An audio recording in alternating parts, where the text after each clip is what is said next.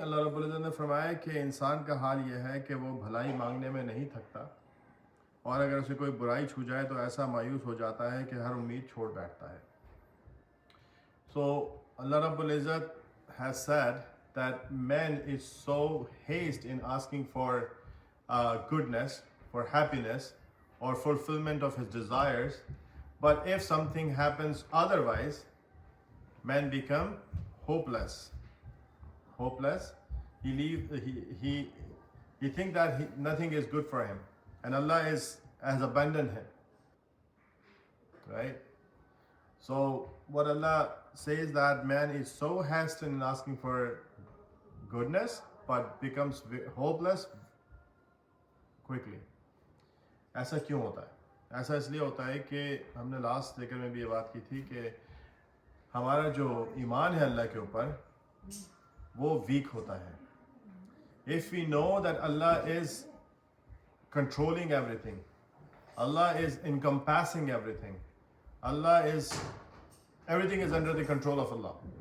تو اللہ کی وش سے، اللہ کی ول سے جو کچھ ہوتا ہے اللہ کی مرضی سے ہوتا ہے، اور ہم سب اللہ کی مرضی اور اس کی ول کے کنٹرول میں ہیں، اس کے انڈر میں ہیں. مایوس ہم اس وقت ہوتے ہیں، ہوپ لیس ہم اس وقت ہوتے ہیں جب ہمیں یہ لگتا ہے کہ میں کسی چیز کو ڈیزرو کرتا ہوں، مجھے ملنی چاہیے، مجھے ابھی ملنی چاہیے، میں اس چیز کے لیے ابھی اسی وقت right at this moment deserve کرتا ہوں، میں نے بہت محنت کی ہے، یا میری انٹیلیجنس اتنی زبردست ہے، میں بہت زیادہ ذہین ہوں، بہت زیادہ میری ایفرٹس ہیں، تو مجھے وہ چیز ملنی چاہیے. لیکن اللہ کا فیصلہ اس کے خلاف ہو سکتا ہے،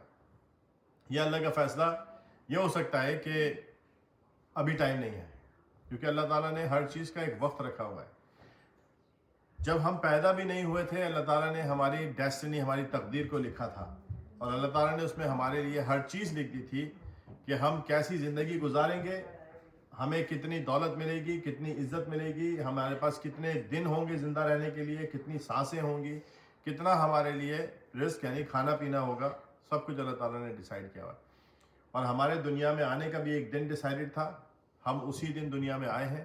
اسی ٹائم پر دنیا میں آئے ہیں، اور ایک ٹائم ہمارے جانے کا بھی ڈیسائیڈڈ ہے، لکھا ہوا ہے، اور ہر شخص اس ٹائم پر دنیا سے چلا جائے گا، چاہے وہ کہیں پر بھی دنیا میں چھپ جائے، کہیں پر بھی بیٹھ جائے، لیکن وہ اسی ٹائم پر چلا جائے گا، اور اس میں ایک لمحے کی بھی دیر نہیں ہوگی. تو جب ہمارے آنے کا اور ہمارے جانے کا ٹائم بھی لکھا ہوا ہے اللہ تعالیٰ نے، اور اس دوران میں جو کچھ ہمیں ملتا ہے اس کی کوانٹٹی بھی اللہ تعالیٰ نے لکھی ہوئی ہے، اور پھر اللہ تعالیٰ نے جو کچھ ہمیں جس وقت ہماری زندگی میں ملنا ہے وہ بھی ڈیسائیڈڈ ٹائم پر ہے. تو اگر ہمارا ایمان اللہ پر مضبوط ہو، تقدیر پر ہمارا ایمان ہو، تو پھر ہم ہوپلیس نہیں ہوں گے، بلکہ ہم اللہ تعالیٰ سے جب اچھائی مانگتے ہیں، گڈنس مانگتے ہیں، اپنی خواہشات پوری ہونے کے لیے دعائیں کرتے ہیں، اپنی ضروریات پوری ہونے کی دعائیں کرتے ہیں، تو ہم دعاؤں کے ساتھ ساتھ اس چیز کا بھی یقین رکھیں کہ میرا اللہ مجھ سے بہتر جانتا ہے کہ میرے لیے کیا اچھا ہے. میرا اللہ مجھ سے زیادہ بہتر جانتا ہے کہ میری یہ دعا جو میں کر رہا ہوں یہ قبول ہوگی تو کس وقت مجھے اللہ تعالیٰ عطا کریں گے. تو اللہ رب العزت کے اوپر پورا بھروسہ رکھتے ہوئے دعا کرنی چاہیے، اور پھر رزلٹ اللہ پہ چھوڑ دینا چاہیے، اور ہوپلیس نہیں ہونا چاہیے. اب انسان کو یہ نہیں سوچنا چاہیے کہ میرا اللہ مجھے بھول گیا ہے، یا میرا اللہ نے میرا کام نہیں کیا لہذا اس کا مطلب یہ ہے کہ اللہ مجھ سے محبت نہیں کرتا، یا میرا اللہ مجھ سے ناراض ہے. شیطان اس طرح کے وسوسے اور خیالات دل میں ڈالتا ہے. بیسیکلی یہ ہمارے ایمان کا ٹیسٹ ہوتا ہے، اور ایک مسلمان کا ایمان جو ہے وہ اسی طرح مضبوط ہونا چاہیے کہ جو مجھے اللہ نے عطا فرمایا ہے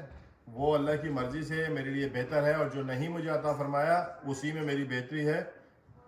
اور جب اللہ چاہے گا مجھے عطا کرے گا وہی وقت میرے لیے صحیح ہوگا.